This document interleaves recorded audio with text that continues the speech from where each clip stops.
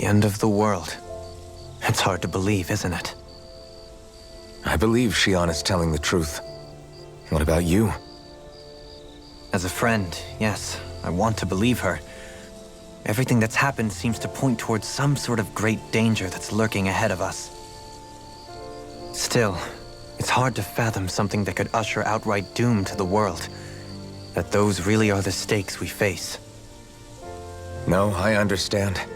Even Shion doesn't seem to know exactly what will happen to bring it all about. We have so many pieces of the puzzle in our hands, so many clues, yet the complete picture eludes us. So where do her thorns fit in then? Well, I imagine they must sit at the very center of it all.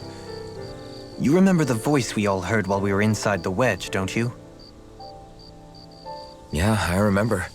It was the will of Dana's astral energy come to life. Or that's what we all thought. Right. And from that, we're able to hypothesize how vast concentrations of astral energy can become sentient. Let's return to when we found Shion in Pelagian. When her thorns went wild, they contained far more astral energy than any mere Renin would normally have inside them. So you think those thorns might be alive too? That their will is what keeps her from dying? But why would they want to destroy the entire world? As for that, I really cannot say for certain. Its goals still remain a mystery. It may be a mere fluke that her maiden powers have been able to contain it thus far. You know, I've noticed since we've met that you like figuring out riddles. Can you blame me? When one realizes that the world they once thought to be true is but a mere facade, they can't help but seek the truth. Especially when that deception has led to others getting hurt. Dohalim? I imagine the remaining pieces of the puzzle that we seek rest somewhere within Lenegis. As for what the final picture will look like, who can say? I think it's best we not dwell on it too much for the time being. Right.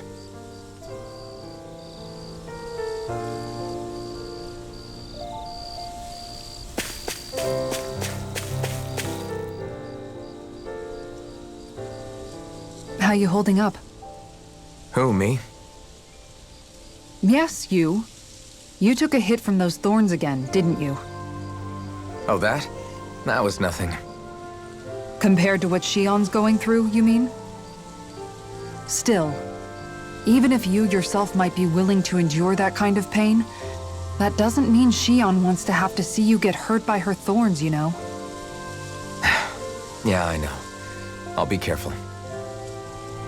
Shion doesn't know how lucky she is to have you around, you know? Dashing in to save her at the last minute. Yeah, very funny. I'm being serious. You went up and held her close like you still had that mask on, and you didn't even bat an eye. She really needed that. That's what I mean when I said you saved her. Just like you did with the rest of us. I just want for Shion what we all have. The ability to touch someone without the fear of killing them. Those thorns have robbed her of the kind of everyday things we all take for granted. And it's not right. You can say that again. It may be normal for us, but that doesn't make it any less special or important for her. I hope she gets what she wants. I have my own dreams, but a world without her, where she dies so we can all survive, isn't a world I want to live in. Agreed. It's like more and more keeps getting taken from her, and I'm done with it.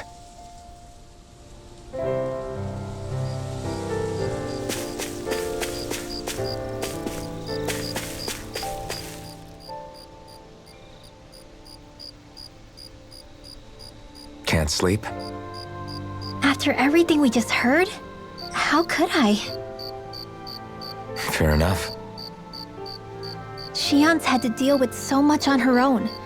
Even when we were all laughing and celebrating, she just kept quiet and didn't say anything. I thought she was keeping her distance because of her thorns. That it was because she didn't want to hurt anybody by getting too close. I just figured that that was the type of person she was, you know? But it turned out to be none of that. All this time, she felt like she had to die and sacrifice herself for the greater good. But even then, she didn't think she could say anything to us about it. I know. She was so alone this entire time. How could I call her a friend and yet be so completely blind to everything she was going through? I'm sure it made her happy, knowing you were there for her. You really think so? Yeah, I do. If she didn't think of us as friends, I don't think she could have ever opened up to us like that. You were a good friend to her before, and you'll be an even better one now. Yeah, I really hope so. I want to be the best I can for her. When you think about it, we were all alone in our own way. But over time, we've all found ways to let each other into our lives. I hope Shion's able to do that one day too. No, I mean, I hope she's able to do that more. Lots and lots more. I think it'd be really nice if we could all just be there to support each other when it really counts. And forget about our grudges and pain. Rinwell.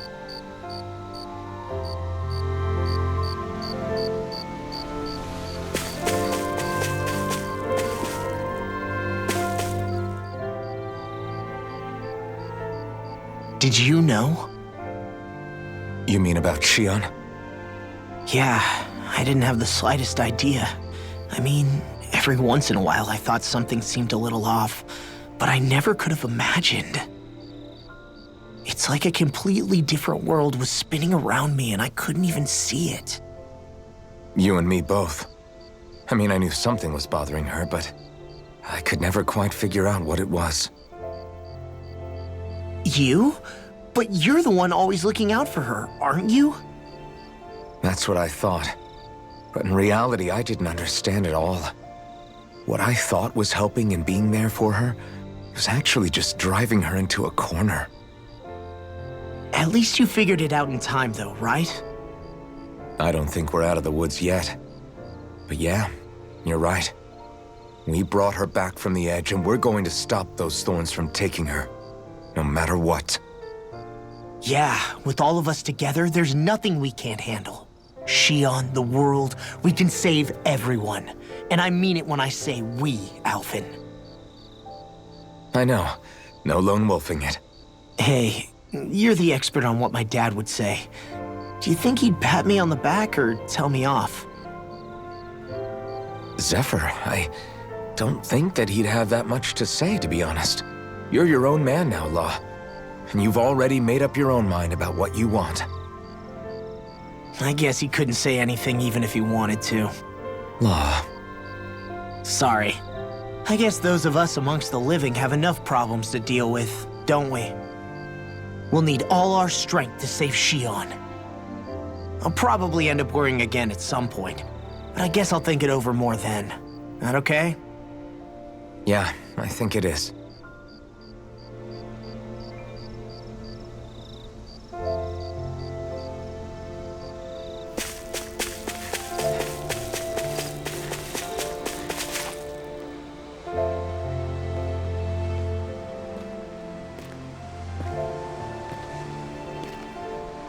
Hey, you doing all right?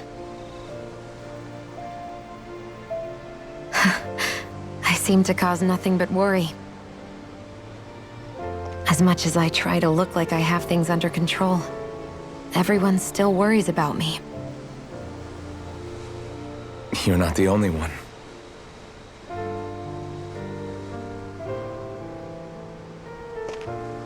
Hey, do you remember the first time you said I was your friend?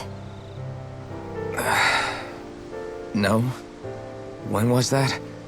Sorry, I can't remember. That's okay. It came so naturally to you, I'm not surprised you forgot. I was different back then. The Danans were not even people to me, and I knew I would always be alone. But in that room with Deadheim, when you called me your friend, it just shattered the wall that I'd built up around me.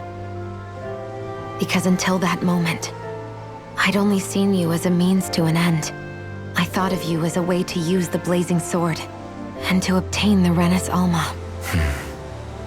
But after that day, one time became two, and before I knew it, you'd made a habit of calling me and Dohalim your friends. It didn't matter that we were Renins. You cared about us as you would any other people. Then, everyone else started to call me their friend too, to think of me as their friend. Before then, I never even dreamed I could have that.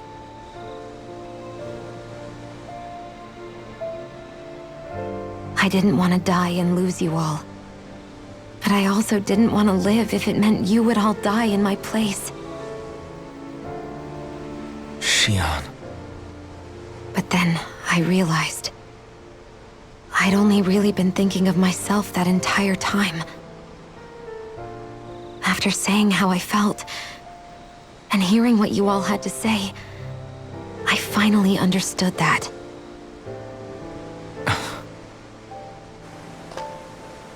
Don't worry, it's okay. I'm not planning on dying anymore. I've met too many people along the way who I truly care about to give in now. So I'll fight. For Dana and for myself. I'll fight against my fate to preserve our future.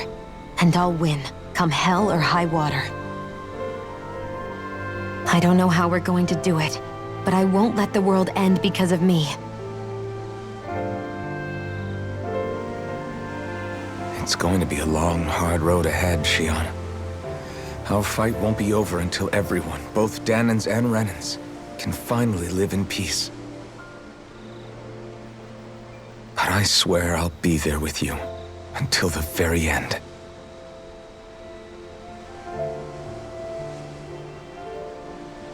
Thank you. Remember what we learned back in Calaglia? There's no wall so high that we can't break it down. Yeah, I think you may be right about that.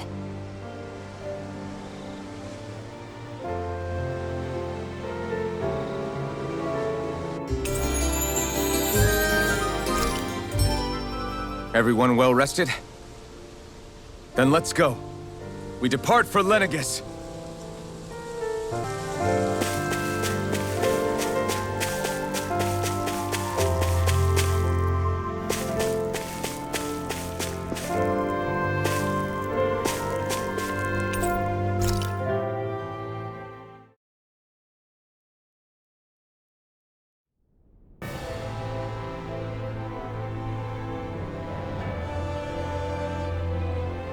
Well, it's the moment of truth.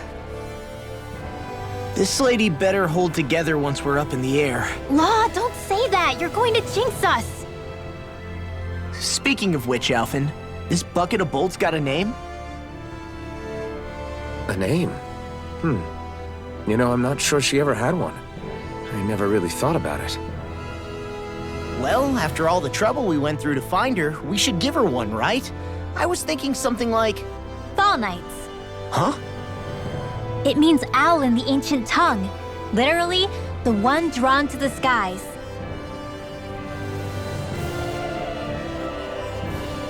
I like it. Sounds perfect for our little escapade. Not sure I'm completely convinced, but... well, it's as good a name as any. From now on, she'll be known as the Fall Knights. Okay, people. We have two goals. First, we need to get to Lenegis and make the Renins finally leave Dana alone. And then, we need to figure out the truth behind Shion's thorns and find a way to save her. Sound good? All right, then let's go.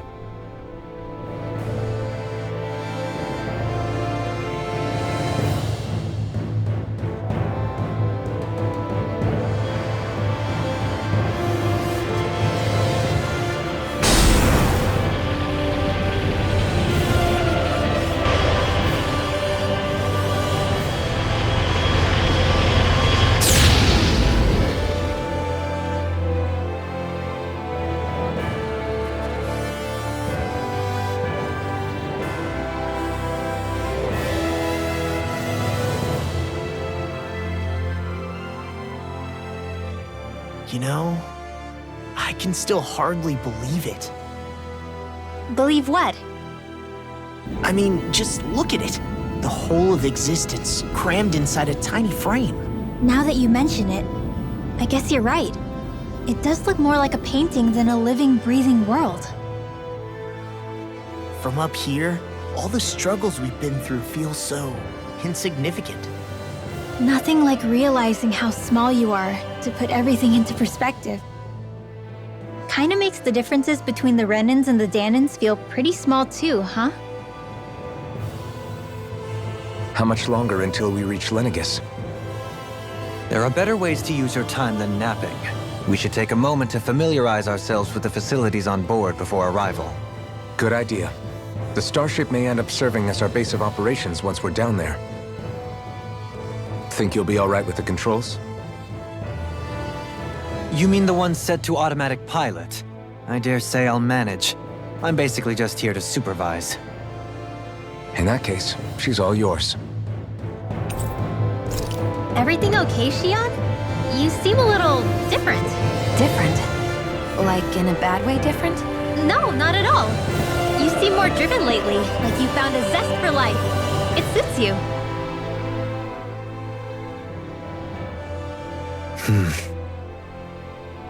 Is something wrong? No. I was merely thinking how it had been 7 years, that's all. You mean since you became a lord and left Lenegis? I guess even someone like you can get homesick, huh? I am as prone to sentimentality as any other. Tell me, though. You too have a history with Lenegis. A traumatic one, no less. This trip will probably mean facing up to some difficult emotions. Doesn't that frighten you? Well, it is a place where I took the lives of countless people. I'd be lying if I said I hadn't thought about it. But I can't keep running forever. The past is what it is. There's no changing that. But the future's what we make it. I see. Dohalim? Forgive me. I was wrong to pry. We have more pressing matters to address. Come back and speak to me when you finish looking around the ship.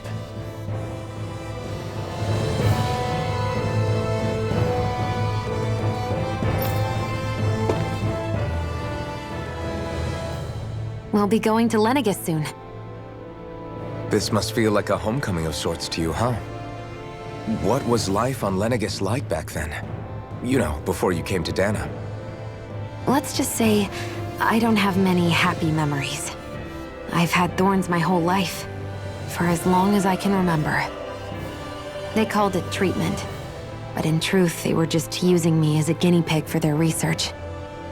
You mean, they experimented on you? That's right. All I was to them was a riddle to solve. They poked and prodded me, trying to figure out what triggered my thorns or changed the form they took. Day in and day out, every single day, one test after another. I'm still surprised they didn't try to dissect me. The look they gave me whenever one of them touched my skin. How could I forget it? Reeling from the pain, like I was a monster or something. Some existence, huh? A blight on any I touched, helplessly complicit in their pain. I thought things couldn't get any worse, but then they did. I started to have nightmares, visions of the coming apocalypse. Is it any wonder I lacked a cheery disposition? Unable to so much as touch another soul. Loneliness was my best friend. Sure, I survived, but with the knowledge that one day I'd be swallowed up by oblivion. And that's when it hit me. If I was going to die, then it should mean something. If I have to sacrifice myself to save the world, so be it. I'm sorry. I didn't mean to make you relive that. No, it's fine. I'm in a much better place now. You say it's your destiny to die so that others can live, but why not the other way around? Why shouldn't we be the ones dying to save you? Are you crazy? Why would you sacrifice your life for... That's exactly my point. Why should you have to give up your life just because you drew the short straw in the destiny stakes? How is that even right? It's that logic that's used to justify slavery, as if some of us were just meant to be sacrificed. This struggle was never about saving only ourselves. But that doesn't mean we have to give up our own lives to save everyone else's either. If we're doing this to protect people, if we're doing this to save the world from destruction, then that has to include saving each other as well. A world free of sacrifice. That's what you've been fighting for all along, isn't it? Not just me. We're in this together, remember? This fight is yours too, Shion. If we're going to win, everyone has to win. There can be no room for losers in this fight. Now I see it, the true nature of our struggle. A victory without losers. But that means that a Dahnan victory over Rena can't be the end. Do you think we can pull it off? You bet we can pull it off. We have to. It's the only hope we have of things ever changing. Yeah, you're right. No one's ever changed the future without aiming for the stars. We can do this together.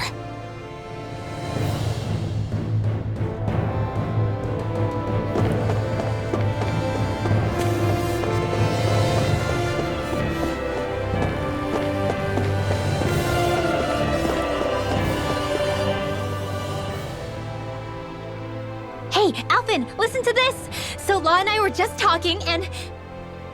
Hey, shut up! What's got Law all flustered? Only that he's afraid of flying, the big baby. And after all that fuss he made about naming the ship, too. Hey, I never said I was scared. I just think it's, a little unsettling how we're going to be cruising through space in a glorified tin can. That's all. It's a starship, dummy. That's what it's supposed to do. I don't think there's anything strange about it. Well, maybe you're the one with the problem then. Guys. I'm no expert, but I think we can trust Renan technology. It got me to Dana in one piece, remember? Oh, that's a good point. If you think so, Alphen, it must be okay. Don't you agree, Law? Hard to argue with that, seeing how you hitched a ride in one of these things before, Alphen. It's just wrong, okay?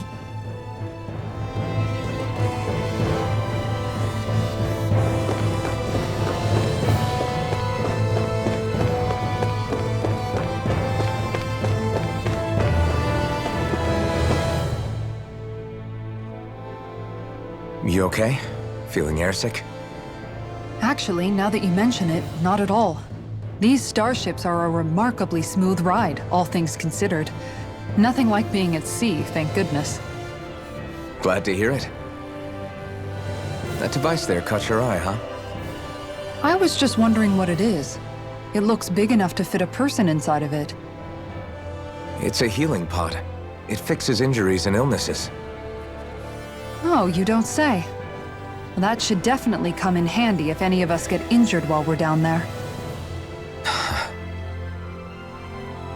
Alphen? Was it something I said?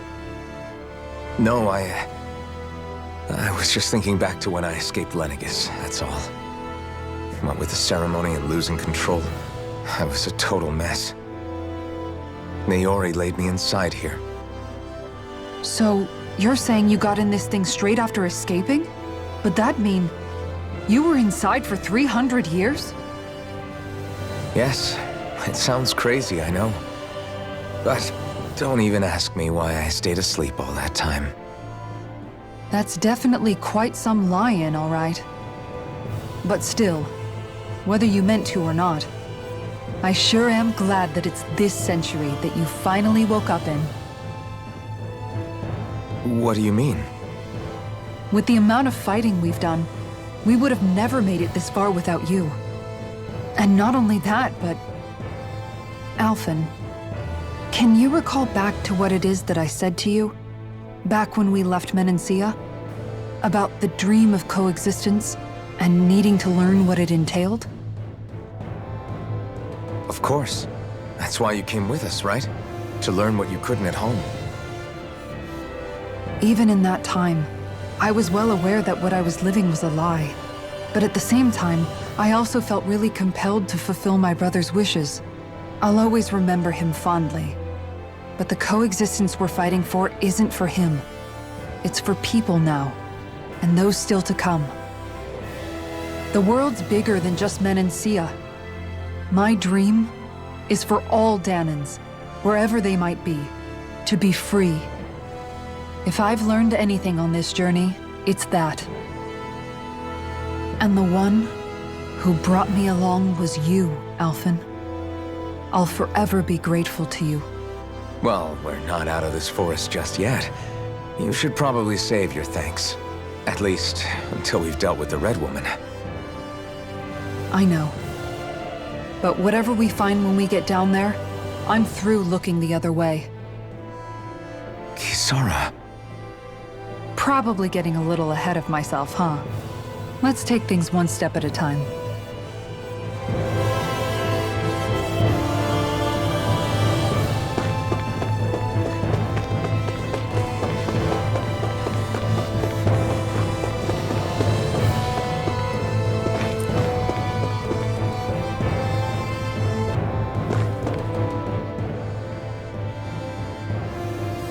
Is everyone about ready? We'll soon be making preparations to land. Before we do that, just what exactly should we expect when we get down there? Kisara has a point. Now that I think of it, I don't know the first thing about Lenegis. I'd like to hear more too. It's been centuries since I was last there, and they didn't exactly give me the grand tour. Very well. First and foremost, Lenegis was the base of operations in charge of the crown contest on Dana. Of course, it also happens to be a city in its own right, complete with its own independent society. Its social structure is based on a strict hierarchy. Put simply, the strength of an individual's astral arts carries great weight. Enough to determine someone's social rank, you mean? But astral arts are innate, right? So people's positions are fixed at birth. They can be honed with the right training, and there are admittedly other factors at play. But yes, that's basically the gist. As a result, family lines that churn out lords and their contenders wield disproportionate influence, and those lineages are treated as nobility. Those capable of only weak astral arts are effectively an underclass, denied the right to descend to Dana even if they wanted to. Still, even the lowest rung on the Renin ladder is considered superior to being a Danan. Keep that in mind down there. Thanks for the warning. As a lord, Dohalim must have been pretty high up in the pecking order, right? What about you, Shion? Come on, you've seen her skill with astral arts. You really need to ask? Fair point. On arts alone, you're right. I'd have been sitting pretty. But you're forgetting my thorns. They weren't exactly an invitation to high society. Sorry. No, it's fine. It's refreshing to be around someone who says what they're thinking. Life's less complicated that way. Jeez, give backhanded compliments much? Wait a second. Are you? He is! Lost blushing! I am not! Of course, separating people into castes based on something arbitrary like arts is discrimination at its worst. As if such simplistic criteria could ever be a measure of someone's worth. So this Red Woman, are we expecting to find her on Lenegis? I would wager so. Lenegis is too deeply involved in all this to discard the possibility. Chances are she's also connected to the Renis Alma being stolen from us in Pelegion. If the Renis Alma is being used to exploit Dana, we need to take it back at all costs. That Red Woman's got a lot to answer for. Just as well I've got a ton of questions. We're about to land. The descent could be a little bumpy, so brace yourselves. If there are clues about your thorns out there, Shion, we'll find them.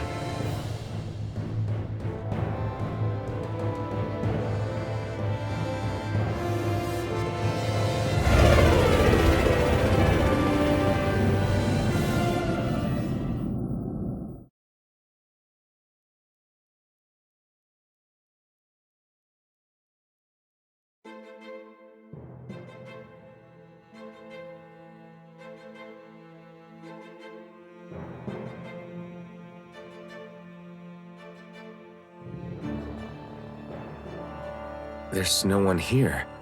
I wasn't expecting a welcome mat, but still. Lenegis's infrastructure is largely automated. Besides, people won't be expecting incoming traffic while the crown contest is still underway. Do you think anyone realizes that we're here? We may not have received a royal welcome, but I doubt our entrance went unnoticed. Don't let your guard down. I really hope we don't have to fight anybody while we're here. So now what? We've come all this way on a hunch that this red woman is here, right? And if we're lucky, the Renis Alma too. Any idea where we should start looking?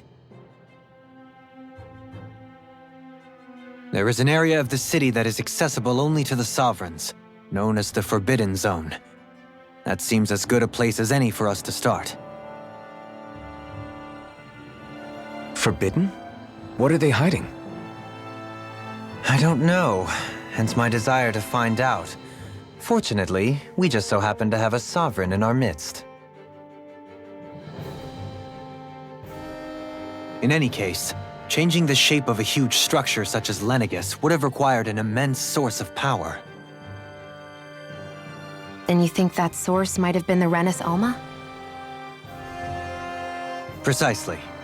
Alphen said that he remembered the Renis Alma being used in the spirit channeling ceremony 3 centuries ago. Whatever the ceremony's purpose, if preparations are underway for it to be held once more, then the Renis Alma might be in the same place as last time, possibly together with the Red Woman. Hiding something of that worth in the residential quarters would only court trouble. In which case... It stands to reason we should be looking somewhere normally out of bounds. Is that it? Indeed. But it's been over 300 years since I was made a Sovereign. You can't seriously think I'll be able to waltz right into the place after all this time. There's only one way to find out. If there's even a chance you can get us in, I say we give it a shot. Shion's right. Who knows? We might even find a clue to her thorns while we're at it. All right. It's not like we're swimming in leads, so let's try to track down the Forbidden Zone. Beyond that wall lies a city full of Renins. The capital city where Shion and Dohalim used to live, no less. Who knows what we'll find on the other side.